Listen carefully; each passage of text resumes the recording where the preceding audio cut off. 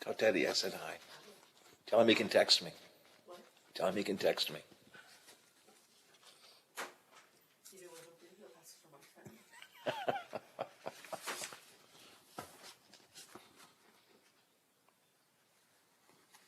I'm Daniel Barnett on the Ohio News Network.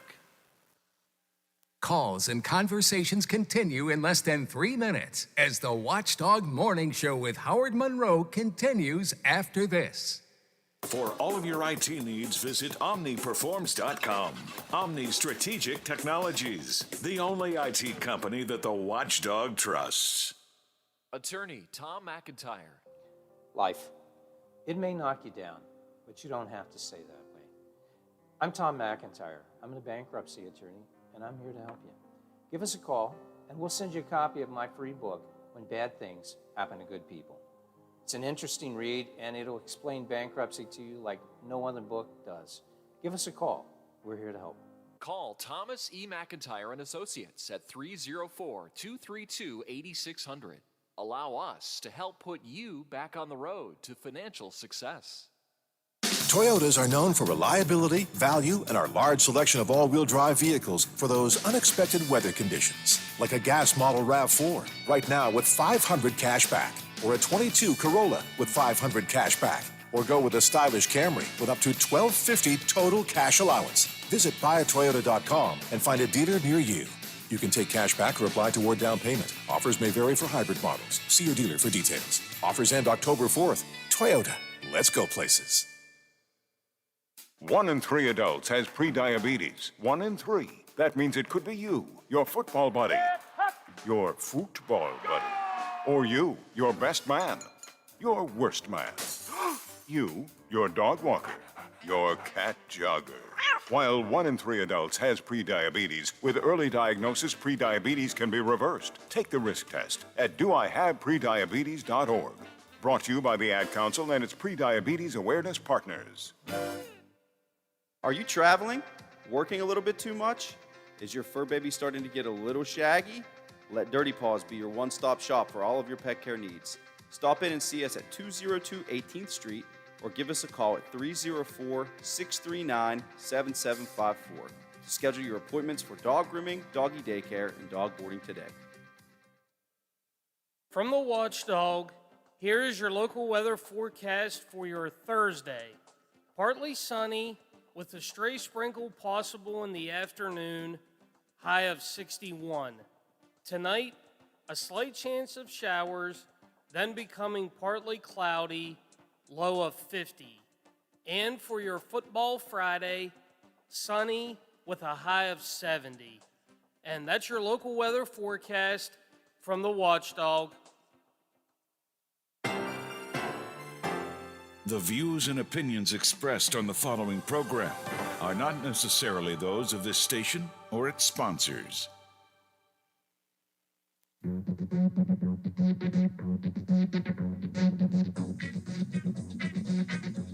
On air, online, on demand, and on video. This is the Watchdog Morning Show with Howard Monroe. Well, I guess I can say welcome to fall. It's 52 degrees at the Wheeling, Ohio County Airport, 54 degrees here at my home studios in the Elm Grove section of Wheeling, 54 at the Robinson Auto Group Studios downtown Wheeling in the heart of the Ohio Valley. It's cloudy all the way around, and that pretty well defines the day today. Not going to be a very warm one. It is going to be fall. It's our first full day of fall. It's going to feel like it. 60 is the high today. 60 degrees is the high today. We've been up into the 80s for a few weeks now. 60 degrees the high, and cloudy skies all day long. Tomorrow, the nice fall day, Going to be sunny, 70 degrees tomorrow. But right now, it's definitely take a jacket with you weather as you go about things this morning. Coming up in this half hour, we'll talk with Wheeling Police, not this half hour, this hour, second half hour to be precise. We'll talk with Wheeling Police Chief Sean Schwartzfeger about the arrests that were made at the Knights Inn in Wheeling and this big operation they held there.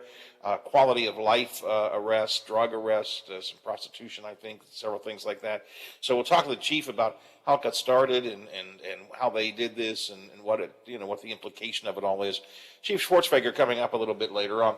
I was noticing a number of stories in the business section yesterday referencing how some of the old line, long-standing retail stores that are already bankrupt and are closing, and then the new ones that are opening. I want to talk about some of that coming up in this hour, this half hour of the show.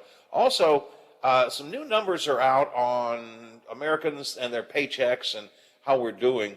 And millennials, that millennial group of folks, overwhelming majority of them are just living paycheck to paycheck, cannot put any money away for the future. They're just barely able to make ends meet. And we'll talk about some of those numbers and what parts of the country see a better handling of money and what parts don't. All of that coming up. Next hour, our political analyst Matt Robeson and I will talk about how the D.C. Dems are dealing with Joe Manchin. We're going to talk about the California recall election and what the effects of that might be politically across the country. And also the reaction to Bob Woodward's new book about Donald Trump's last days, where Rage, I think it's called, where he just, Trump went Zuki. We'll get into that. And last hour, we talked with, I keep getting my half hours and my hours mixed up, Biffy. I should just stop saying that. Last hour, we talked to our friend Brad McElhenney from Metro News. Apparently, the vaccination rate that we thought we had in West Virginia is wrong.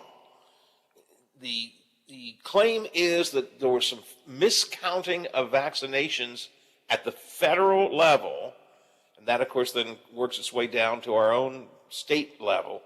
And so we thought West Virginia was at about 74% vaccinated.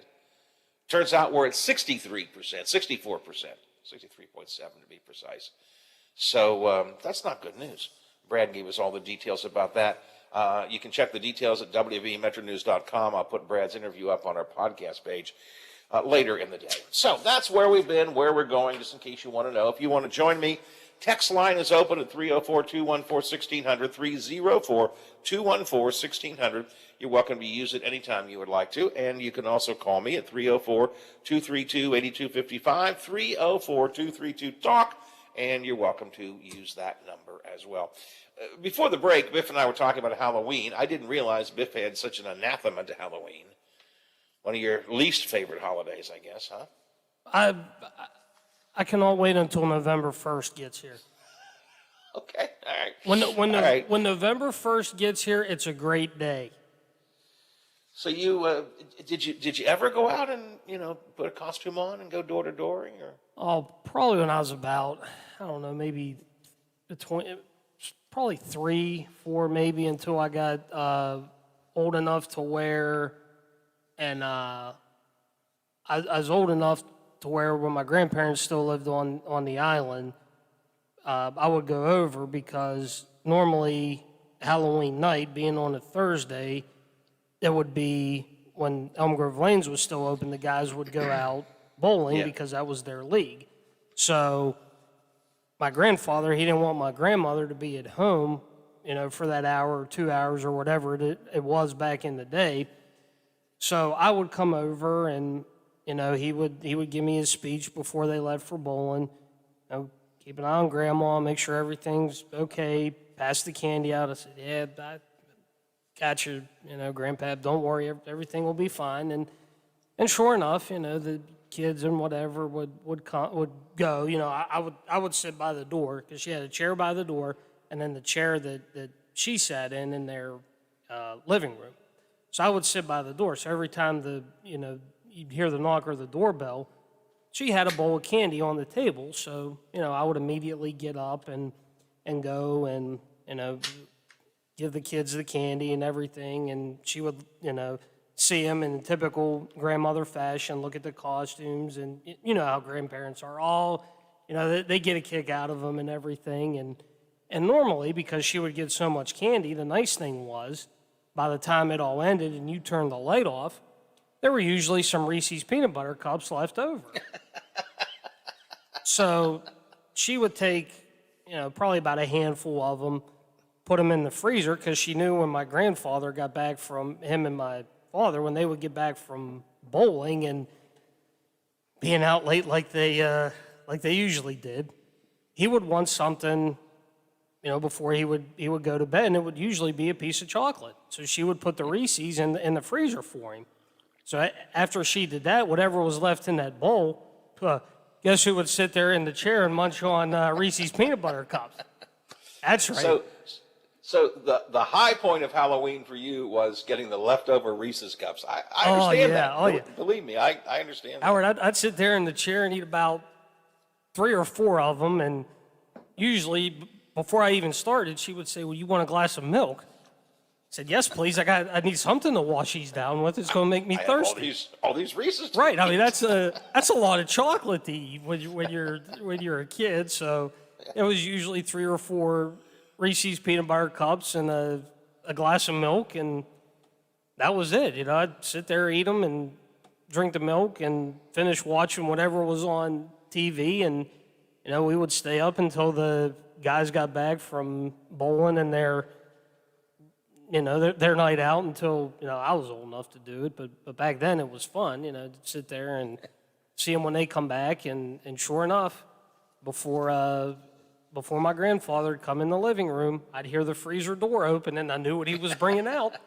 He was going for the Reese's. There'd be 2 Reese's cups sitting right there. He'd sit on the couch. She had a little table by the couch, and he would sit there on the couch and eat his 2 Reese's cups, and I gave him an update on how the evening went, and that was it. The traditions that we have. So in yours, it was sitting home and helping your grandma and waiting for the Reese's. And of course, Biffy, you have talked about this before. The Reese's have to be cold. They've got to be in the refrigerator or the freezer, right? Oh yeah. Yeah, that's the way they're supposed to be. My wife and daughter-in-law are taking an art class again, and at Ogilvy Institute, Stifel Center. So they were out on Tuesday night, and my son came, and he and Teddy left after a while, because I was looking forward to an evening with Teddy by himself, but his dad said, "No, we're going home." So he took Teddy. So I was here all by myself, and I was just kind of, you know how you do, so just wandering around, and I thought, what can I nibble on? And I opened the refrigerator. Oh, I saw this big bag of Reese's miniatures, a big bag. And I thought to myself, well, my wife is gone for a couple hours. I see no reason why I shouldn't have some of those. So I took them out, took them to the living room. I opened the bag, and I began eating them. Now, of course, Biffy, you can't eat just a little Reese's miniature. You got to eat 1, and then 2, and then 4, and then 10. Yeah, they're like, you know, they're like Lay's potato chips. You can't eat just one. No, not a bit. So, I mean, I chowed down on these things over and over and over again. And my wife comes home and says, "What you got there?" Because there's a big pile of paper in front of me now. I said, "Oh, those were Reese's cups. Where'd you get them?" "Found your bag in the refrigerator. Thank you for buying them." "Those were for the vacation." Oh. Oh. Oops. You're probably going to want to buy another bag. You're probably going to buy another bag. Anyway, 82% of us are going to celebrate Halloween one way or another, according to the National Confectioners Association. 80% say they will go trick-or-treating themselves or take their kids trick-or-treating. 79% say they will buy candy in case trick-or-treaters show up at their door. And again, we don't have specific plans this year, but our tradition has been for a long time that I hand out the candy at our house. My wife used to go and help my mother when she was alive down the street, hand out her candy. And my son and daughter-in-law have renovated her house and moved into that house now. And but they take Teddy out and around, so my wife still goes down and hands out candy down there. So she's down there, I'm here. And Biffy, you said, you know the way grandparents do. That's exactly the way I am. Oh, it's a beautiful costume you got. Yeah. Who are you? Are you a little princess? Here's something for you. Would you like another one? I mean, listen, I'm that guy. I love to do that. I mean, I buy candy, but it's for me. I keep it in the freezer. I'll buy candy, but it's going home and staying in the freezer. Actually, I do got to buy candy because I ran out of. Speaking of Reese's, I ran out of them either yesterday or Tuesday. So I got to go get more candy at some point. Well, no, all right, no, wait, please don't. I just thought about this. So, you now have your own house. Yes. Are you going to turn the light on Halloween, or are you going to be one of those guys with the light turned off and tell them, get out of here? I won't even turn the light on. Oh, the porch light will not be turned on. Oh, Biff, you're in a neighborhood with kids. The kids are going to be looking for.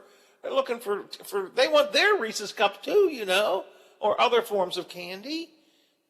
Well, their parents have cars. Oh, turn that light on and get the candy for those kids, Biffy. They can go to the store and get there. That's not the point. It's not the point of Halloween. Halloween's probably going to be on a Thursday anyway. I'm going to be out golfing, and then we're going to go eat dinner. So I mean, I've already got I'm taken care of. Oh, jeez. All right. Okay. All right. You know what? I have words I use for the people in our neighborhood who turn their lights off and aren't available on Halloween, Biffy. Well, you can go ahead and use it because I'm probably one of them. So I'm with them. Biff, for the sake of the children, get some candy. Turn your light on. Put it. You know what? If you're not there, put it in a bowl and put your light on. Just sit it on the porch and tell them help yourself. For the sake of the children, Biff. No? I'll give it some thought. All right. In this National Confectioners Association poll, they asked people, what kind of candy do you prefer? Chocolate or not chocolate, Biffy? Chocolate for me. No question about that. Absolutely. 60% of the people surveyed said chocolate. 40% said non-chocolate. No. Chocolate. I almost want to go chocolate and only chocolate. If I look at something and it's not chocolate, it's like, okay. When we were kids and he was, of course, alive. I would say the non-chocolate, give them to Tom. Give them to my brother. The only thing I think you can make an exception for if it's not chocolate, and it came to mind, and I love these too, are those popcorn balls. Yeah, popcorn balls are good. If you're not going to give out chocolate, that would probably be the second thing that's a good go-to, are those popcorn balls. I don't know if they do that as much anymore. When I was a kid, a lot of people in the neighborhood would do popcorn balls. I don't know if they still do that or not. My dad, we were a very popular household when I was a kid. My dad worked for Dundee Potato Chips. So we always gave bags of potato chips and pretzels away. People like that. Go to the pretzel house. They give bags of potato chips away. So that was always fun. People like to come to this house, to my house, though, because and my wife gives me when they come up, you put one thing in their bag. I reach into that bowl and I get a giant handful of whatever it is and I dump it in the kid's bag. Come on, one thing in the bag. Here's your little ice. Here's a little candy bar for you. No, here's some candy, boy. She's got it figured out. She's trying to help you. See, one for them, two for you. One for them, two for you. And I do it that way a lot. As far as while I'm sitting there waiting for the next round to come, I just reach in the bowl and open up and have a few things. Chocolate is our favorite type of candy, followed by gummy-style candy. That's interesting. Yeah. And then in third place, do you like candy corn, Biff? I'm not a fan of candy corn. I don't know anybody who's a fan of candy. I mean, if someone, if it's offered to me, okay, maybe a handful, but it's a struggle to even get through a handful with me. And that'll be it. That's it. I'm not a fan of candy corn. No, me neither. I'm as far away from a fan as you can get. I'm as far away from candy corn being a fan as you are being a fan of Halloween. That's how far away I am from candy corn. Yeah, that's what. And when I'm little, and they put candy corn in the bag. You look in and you go, candy corn. That's it. All right, so Halloween, 38 days away from Halloween, as the countdown to the various and sundry fall events continues. This is the first day of fall, where it's 52 at the airport, 54 at the home studios, 54 at the Robinson Auto Group studios. Cloudy outside, going to be that way, with 60 for the high today. It is 8:25 here on the Watchdog Morning Show. This is Bill DeFay.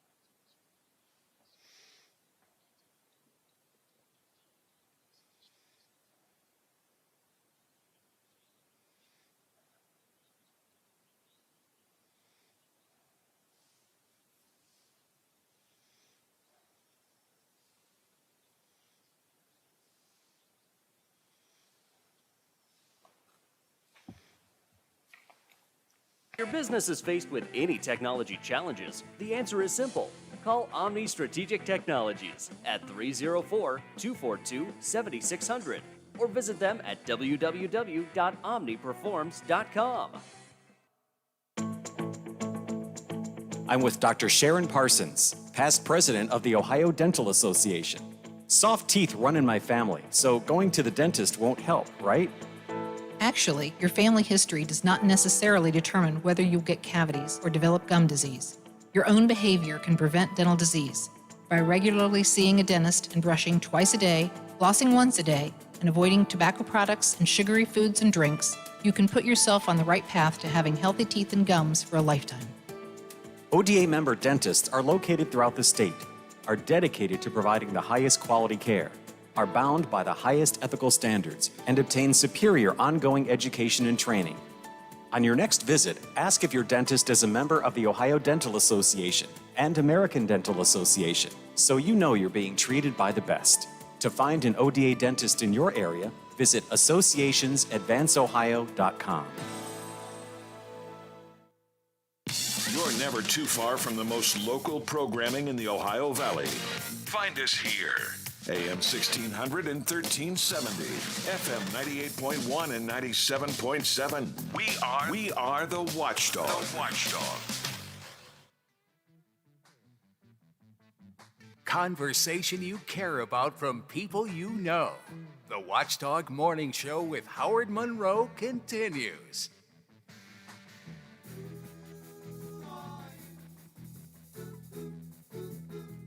We have not done this for quite a good while now, but once upon a time I used to make frequent broadcast trips to Washington, D.C. Usually a couple of times a year we'd go to D.C. We would broadcast from different locations there. I broadcast from the Supreme Court, from the White House lawn. We would broadcast from some special events that went on there and so on. And a large number of those radio broadcasts were coordinated by a good friend of mine, Candy Stroud, Candy with a K, Candy Stroud. Candy would help arrange guests, would help arrange the location, would make sure that we had the right equipment and the right Wi-Fi, and she was the big producer for a lot of the shows I would do when I was on the road in the nation's capital. Candy actually had me, Candy brought me into the Democratic National Committee one time to be a speaker at the DNC's conferences, and I spoke on how to properly use talk radio. She's a very powerful player in the Democratic Party. She is the one that arranged interviews for me with Hillary Clinton and with Bill Clinton. So Candy, a powerful, influential figure. I haven't seen her for a long time. I bring all of this up because I want to commend Candy, and you all wouldn't know her, unlike Ellen Ratner and some of the other people that were on the air with me. Candy was never on the air with me, but she was behind the scenes a lot in much of what I did and many a talk show host did in D.C. The website Business Insider, one of the ones I use on a frequent basis, Business Insider has included Candy Stroud as one of the 2021's most influential political women strategists to watch in the upcoming elections. Candy is still very active in the political world, in the Democratic Party world, and now that's a major deal to be included in Business Insider's most influential women political strategist. Here's what Business Insider had to say in the little bio of her they put. Candy Stroud, writing has been the common thread in her lifelong fascination with politics. She got into it upon receiving a response from then Congressman John Lindsay, a Republican from New York, after she sent letters to his office. Candy said, "I was gobsmacked that a U.S. congressman would take time to write to a lowly college student." And that was a transformative moment for her in politics. Since then, she's been a political aide, a campaign aide, a writer. She was one of the original reporters for CNN back when CNN first came on the air. She has helped a lot of her Democratic buddies, including working with Al Gore in his presidential campaign, Bill Clinton in 2008, and in Hillary Clinton, I should say, in 2008 and 2016, John Delaney in this past year. She says one of the key things that she'll remember the most is she wrote a piece about, in 1972, during then Democratic frontrunner Ed Muskie. And Pulitzer Prize-winning columnist David Broder described the coverage as, and I quote, "a bitchy portrayal of his wife, Jane." Oh, jeez. The article, according to Candy Stroud, brought Ed Muskie to tears. She said, "I was in Florida writing a story about Shirley Chisholm when I got a call from the Washington Post telling me that Ed Muskie was crying over my story." She added that Muskie ended up dropping out. It's like, cry over my story? Well, you'll never be president. But anyways, you all don't know Candy, but a lot of what I have done over the years, especially in conjunction with DC reporting and some of the top-tier guests that we've had on this show over the years, have all been because of Candy. She's just a great woman. She's still active with her own company, Stroud Communications, but now named by Business Insider as one of the most influential women political strategists to watch in the upcoming elections. If I'm still around in 2022 and 2024, I suspect I'll be getting calls from Candy saying, "Howie," she always called me Howie, "Howie, you got time for so-and-so?" I do remember the time she called and said, "Howie, you have some time for a guest?" I said, "Oh, Candy, I can usually make time. Who do you got?" She said, "Well, Bill Clinton." Yeah, I can make time.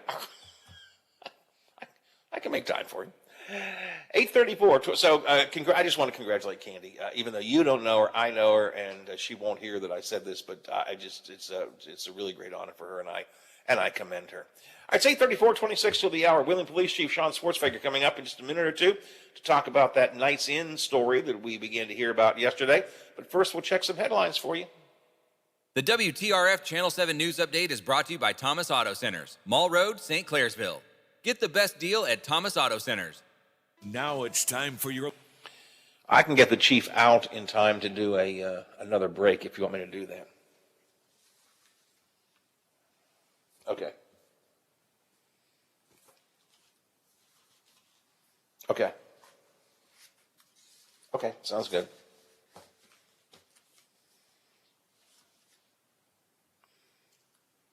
Okay, life is good.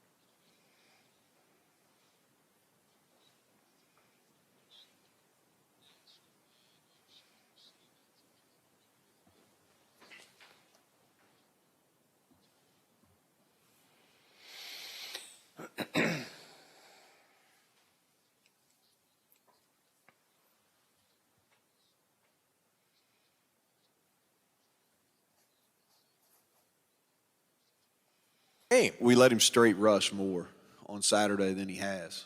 You know, we've been playing some games, some twist games with him, and we let him straight rush. And he's a speed guy, and he's done a really good job understanding dip and drive technique, how to use his body, change the tempos. But that was a big part of it. We let him straight rush, and he asked for it. Credit to him. He told Coach Leslie, he said, you know, we ran a couple up and unders with him, some line stunts with him early in the contest. He said, really, I feel like if let me rush the edge, and he did, and he had great success. Bartlett isn't the only defensive player who's impressed head coach Neil Brown. Another is Jackie Matthews. Yes, he had that huge pass deflection at the end of the game to seal it for West Virginia, but as Brown says, Matthews' evolution just continues to get better and better. Wins a high school state championship, plays multiple positions, goes to Gulf Coast, he plays every position in the secondary, and they win a national championship his second year. You know, I do think there's something about that. And he was really a selfless player in junior college, which you don't see a ton.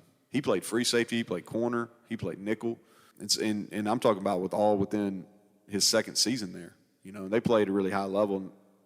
I think they beat Lackawanna in the national championship game. Mountaineer head coach Neil Brown. That's today's Mountaineer Report, brought to us by Kroger, the official grocer of WVU Athletics. I'm Tony Caridi on the Mountaineer Sports Network from Learfield.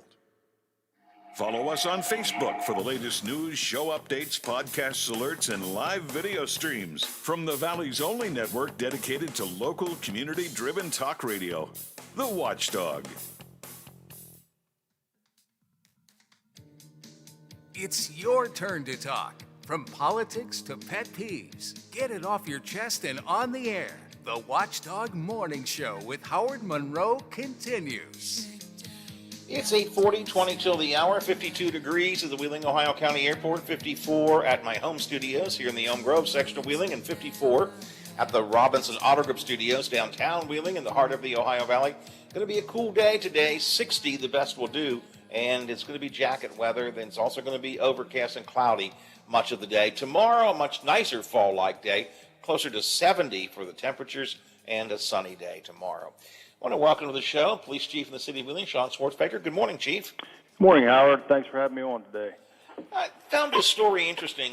Special operation you and your department conducted in downtown Wheeling, essentially at the Knights Inn. Over a dozen arrests were made. I note in the release you guys sent out, you called them quality of life type complaints that you've been hearing. How did this get started? I mean, was this, did you hear from people who were just telling you something's going on over here, or how'd the whole thing get started? Well, essentially, Howard, you know, we've had several issues at that establishment or in that particular area for years. I mean, it's been maybe not as bad as recently, but once the suspension bridge closed, the foot traffic exploded in that area. And so we began monitoring that. So to answer your question is yes, we received multiple complaints from residents and or businesses in that area, officer observations. And then, as you know, we look at crime trends, and essentially based on the data that began to develop in that area over about a 6-month period prior to the kickoff of Operation Nighthawk, as we dubbed it. You know, so it was a culmination of several things: complaints, officer observations, and then certainly the data that backed it all up. What kinds of crimes were being committed there? I assume drug-related would be my first guess, but I mean, what sorts of things were happening there? Well, several overdoses, obviously. And then I think over the 6 months prior to the operation kicking off, we had arrested at least 7 fugitives. So it had kind of become a significant den of that type of behavior. But, you know, you're right, drug-related, prostitution, and then, you know, these fugitive arrests that were being made in that area. So you're hearing complaints, your officers are seeing things, you do your data analysis, which, by the way, I want to get back and talk more about that because that's something you've begun to do more of. But you do your data analysis, you see some problems there. What do you do? How did you begin Operation Nighthawk at that point? Well, Sergeant Jason Hupp is the one that took the lead on this. He's a newly promoted sergeant, very skilled patrol officer, and now supervisor. You know, we're on the heels of the operation that we did on the south end of Wheeling Island and pretty much all of Wheeling Island back in the late spring. So this is not the first time, and we haven't just now started to do this, but these operations are what these district commanders are supposed to come up with when we have a spike in crime or develop a noticeable crime trend, and to develop a plan. So it could be anything. It could involve surveillance because of a string of burglaries. It could be high saturation patrols, you know, similar to what we just did at the Knights Inn area. It could be saturation patrols based on a high level of automobile crashes, if that data shows that. So, but it's essentially the individual that takes the lead within the department. In this case, Sergeant Hupp puts together an operational plan. It's reviewed by members of the command staff and then ultimately signed off on by myself. And then we roll out. And so this operation lasted about 5 weeks, 2 to 3 days a week, culminated in about 202, I believe, actual officer hours dedicated to this. 13 custodial arrests, another 14 issued citations for violations. Any undercover work with this, or was this sort of above board? I shouldn't say above board, but you know what I mean. Any undercover work involved with this? Well, surveillance, I'll just leave it at that. I don't want to go into great detail on how we, you know, came to do what we did. But yes, surveillance was involved. There was both plainclothes as well as uniformed officers. And so you made, I think, 13 arrests, 14, I forget the total numbers, but over a dozen arrests. Well, there were 27 plus charges. There were 13 custodial arrests. I got you. Okay. All right.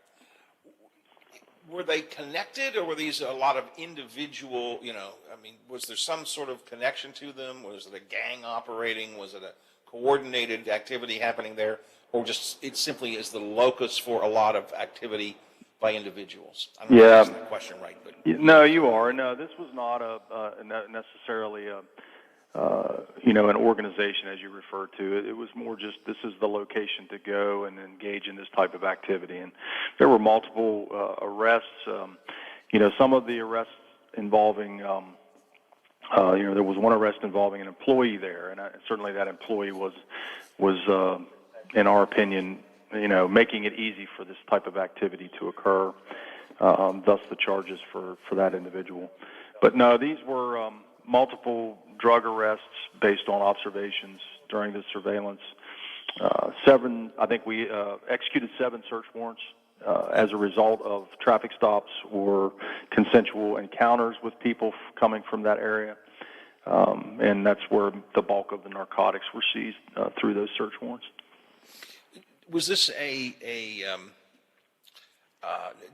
did this all happen at one time, or were the warrants issued and the arrests made over multiple days or multiple periods of time? Yeah, this was during the whole 5-week operation. The search warrants were pretty much from the first week through the last week that we did this, which was kind of fascinating for me, because generally when you go into an area like that in such a small confined geographical space, the criminal activity tends to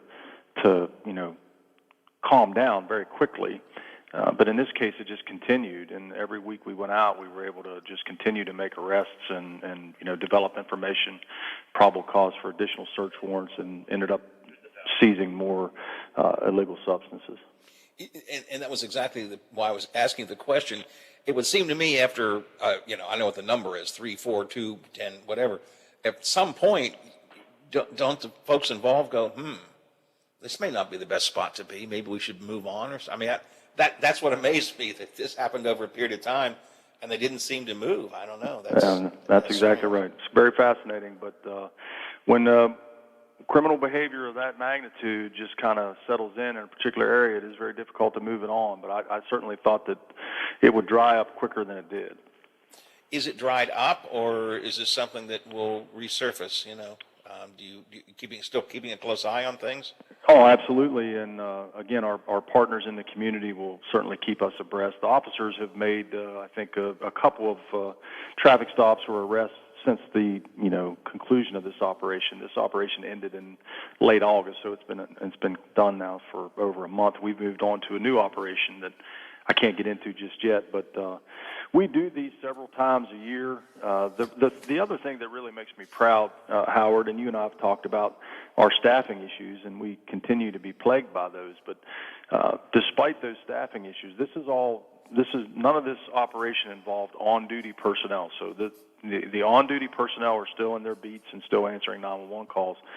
This was above and beyond all overtime related, but it's very difficult to put all that together when you are short-staffed, particularly as short-staffed as we have been. So I'm just really proud of the dedication and the desire to help clean up the city of Wheeling. I think you said earlier, and if not, I heard you say maybe on TV or something, this was funded with some additional money from the city, right? Well, yes. There was about $7,000, the ultimate cost, and that was just overtime hours. There were no equipment purchases or anything like that, just strictly overtime hours. The majority of it funded by what's called CDBG. You're familiar with that. That's federal funding. And then the remainder is just the City of Wheeling Police Department overtime budget. Chief, do you feel like you're making any progress, or do you just feel like, do you feel like you're always playing whack-a-mole? Well, I have to admit, I've been a police officer for 30 years, and I understand the criminal justice system, but I also have to admit that even with that experience, I am very frustrated. So many of those names on the list of arrestees are just names that I read it seems like I read every 2 to 3 months. So, that frustration does exist, and I can only imagine how it exists for an officer that's working a beat and seeing them repeatedly. It is a revolving door. It's a variety of reasons. The drug issue is very real. But everyone that's involved in the criminal justice system has to step up our game. It's just unacceptable that these folks are just walking right back out, either on bond or having served a very minimal sentences for the last arrest. We've gotten people, our data is showing us, we have some folks in the city that have overdosed this calendar year upwards of 8 or 9 times. So, I mean, this has to stop, and it is frustrating. I'd have to admit that. I know that I hear from people, and I feel this way sometimes. You read an article like this, and you see names, and as you point out, you go, "Man, that guy's been in so much trouble before," and you wonder why not. What I won't say what's being done wrong, because maybe nothing is being done wrong, but what needs to be done to get recidivists under better control? Well, Howard, unfortunately, my opinion on that is that we're kind of at a paradigm shift, and we've shifted away from that. We're more focused now on reform, bail reform, and let's reduce sentencing guidelines, and that's truly what I believe is the issue here. We need to look at tougher legislation, making some of these repeat offenders, enhanced penalties and so forth like that. They need to be held accountable. It's becoming a bit of a joke, actually, and certainly criminals on the street have made comments to that effect. I'm not going to. I'll be back out. It's almost a joke to them. Chief, I lean a lot more liberal than you do, but so I understand. I believe that sometimes we've got to recognize that folks have drug problems and might be ways to address it.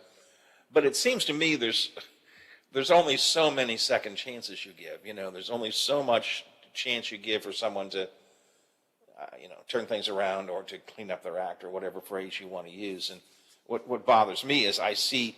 If I see somebody arrested twice, I go, okay, well, but once I see more than that, it gets to be concerning to me, and it has to be to you. And again, it has to particularly be. I can't imagine how your officers feel, out there making arrests, building a case, and proving the case in many cases, and then still seeing these guys back out on the street. It's got to be bad for. I don't want to say bad for morale, but it's got to sting. It does, and it's the frustrating thing is not. I mean, I think we all understand that there will be plea agreements, there will be deals, and sentencing guidelines that, like I said, have changed over the last 10 years or so, or 15. But the frustration level is when the police officers or the police department, and I try to shield officers from these complaints, but I get them daily. It's always the police's fault. That's the frustrating part. We're arresting these people and they're right back out, but yet it's our fault that even though we've arrested them 8 times, and then they're back out, it's still our fault. Or if we go out and do an operation like this, we're just picking on people, or that's the frustration level. Your officers reflect that to you from time to time? I believe so, yes. I just try to tell them, look, all you can do is your job. Just keep doing your job. And that's kind of how I focused, during the course of my career. But it's just criminal justice system and disagreements, it's always going to be around. But I would like to see us step up our game, even maybe involve some legislation to try to get some enhancements in some of these repeat offenders and some of these drug offenses that continue to go on. Chief, you said, and I understand completely, you don't want to talk about details, no problem, I'm not asking you about that, but you said you have another operation like this perhaps underway or under consideration. It seems to me that you've been, and it may be just a perception of mine, that you've been using more of these, I don't know what word to use, special operation type approaches in recent years than had been used in the past. I tend to see, whether it's speed patrols or whether it's drug problems like this, that you tend to really focus extensively on a particular problem and or area for a period of time. Is that a considered decision you make? Oh, absolutely, Howard. I mean, that's part of what we call geo-policing or geographic policing, and that's when I came here. It's been a little over 9 years now. That's when we instituted defining the different districts.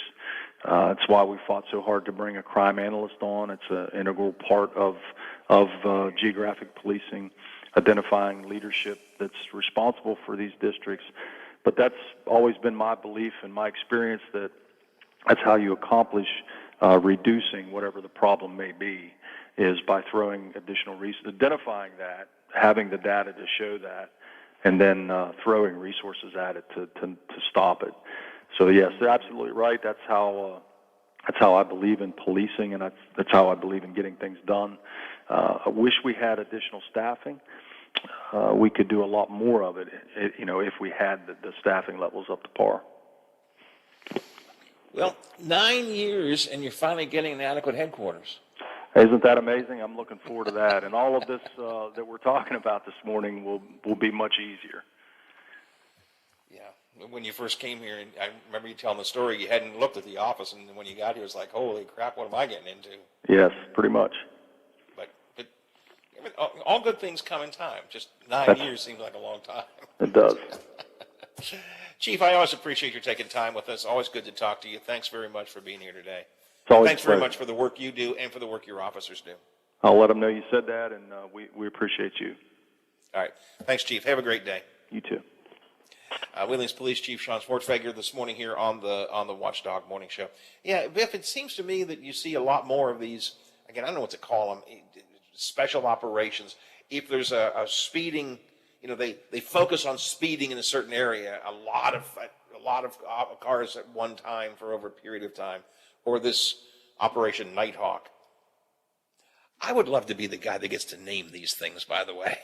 Yeah. Operation Nighthawk. I think that would be cool. I wonder if Phil Stahl, does he get that? He's their communications guy. Phil, what should we call it? Nighthawk. Call it Operation Nighthawk.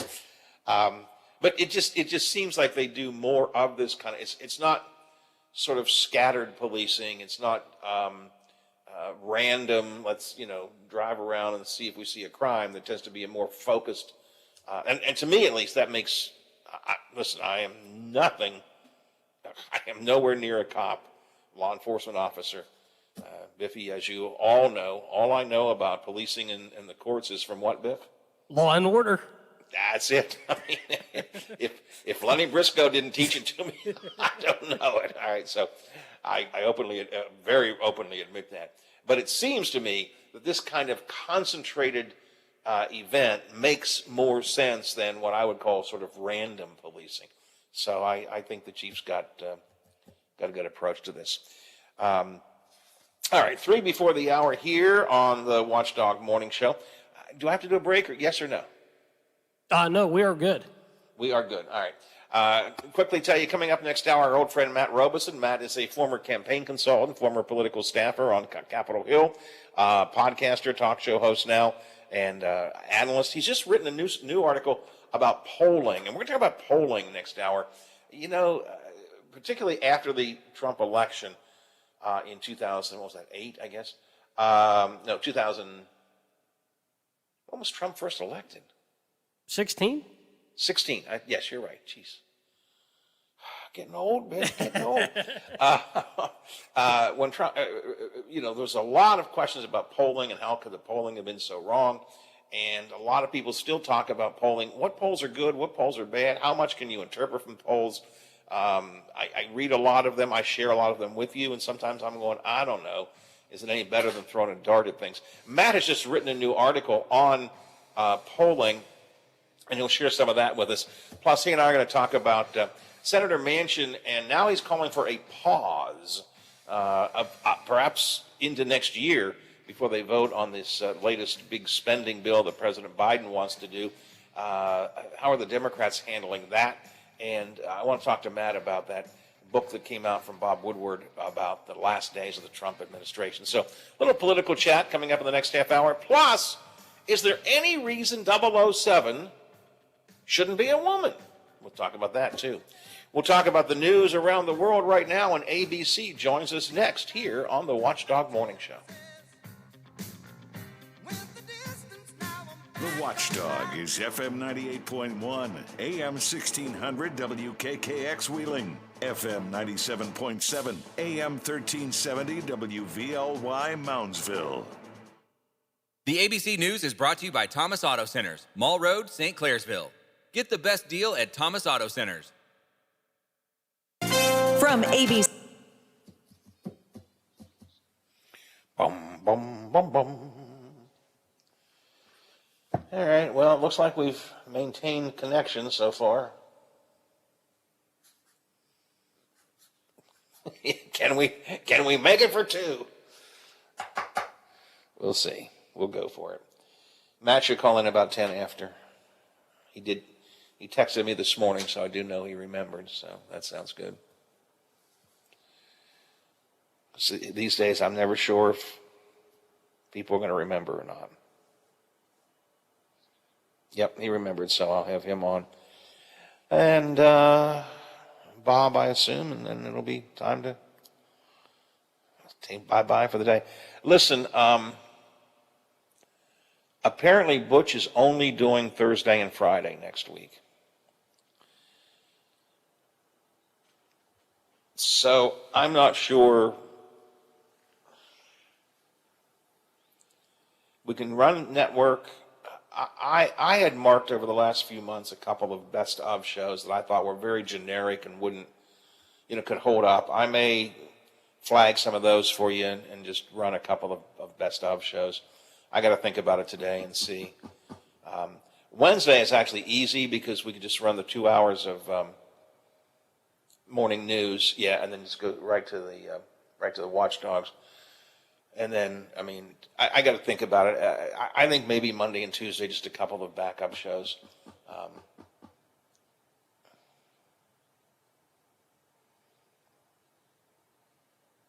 Yeah.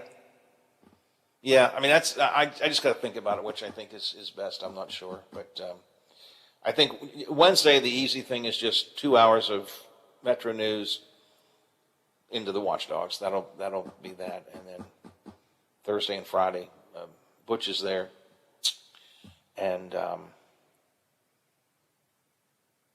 guess we got a request out to Paul Harris, but I haven't heard back from him, so I'm assuming that's probably going to be a no.